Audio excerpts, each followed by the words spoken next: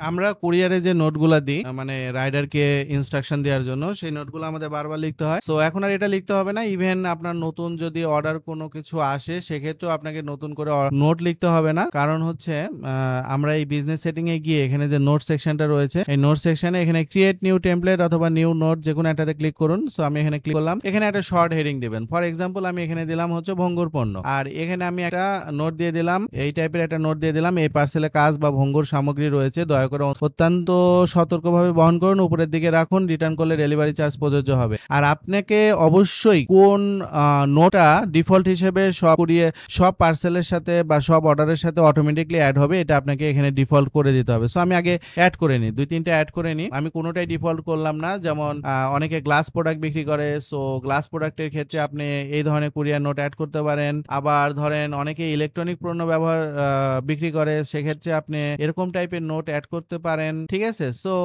এখন এই যে নোটগুলা রয়েছে, সো আপনি ইচ্ছা করলে দেখেন এই নোটগুলো অ্যাড করতে পারেন। আপনি চাচ্ছেন যে এই যে গ্লাস প্রোডাক্ট এটা আপনার ডিফল্ট হিসেবে অ্যাড হবে। সো আমি এটা ডিফল্ট হিসেবে অ্যাড করে নিলাম। এটা কোন কোন ক্ষেত্রে কাজ করবে, যেমন ধরেন আপনি অর্ডারসে আসেন, নতুন একটা অর্ডার অ্যাড করবেন, দেখেন এখানে কিন্তু অটোমেটিকলি অ্যাড হয়ে যাবে। আবার আপনার এখানে যে নতুন অর্ডারগুলো আছে দেখেন এখানে কিন্তু এটা অ্যাড হয়ে যাবে। আপনি ইচ্ছে করলে এই নোটটা চেঞ্জ করতে পারবেন। এমন না যে এই নোটটা আপনাকে ব্যবহার করতেই হবে বা এটা ডিফল্ট, এরকম না। আপনি এডিটে যাবেন, এখান থেকে আপনি চেঞ্জ করতে পারবেন।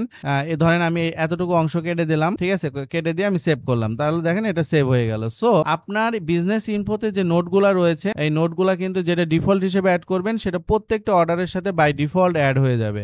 আবার আপনি যদি চান যে হ্যাঁ আমি এইটা ব্যবহার করব না, আমার টেমপ্লেট থেকে ব্যবহার করব, সো এখানে টেমপ্লেট বাটনে ক্লিক করবেন। এখান থেকে ধরেন আপনি চাচ্ছেন যে এই ইলেকট্রনিক পণ্য এটা অ্যাড করবেন, তাহলে এটা অটোমেটিকলি অ্যাড হবে, সেভ দিবেন, চেঞ্জ হয়ে যাবে। সো এই বিজনেস ইনফোতে নোট সেকশনে আপনি কিন্তু এটা খুব সহজে ব্যবহার করতে পারবেন। আপনার যে কাজের সময়টা এটা কিন্তু অটোমেটিকলি অনেকটাই রিডিউস হয়ে যাবে, বারবার একই কাজ করা থেকে আপনাকে বিরত রাখবে। সো নোট সেকশনটা অবশ্যই ব্যবহার করবেন এবং অবশ্যই ডিফল্ট এই ফাংশনটা ব্যবহার করবেন। আপনার যেটা প্রয়োজন সেটা ডিফল্ট হিসেবে অ্যাড করে নেবেন। ধন্যবাদ সবাইকে।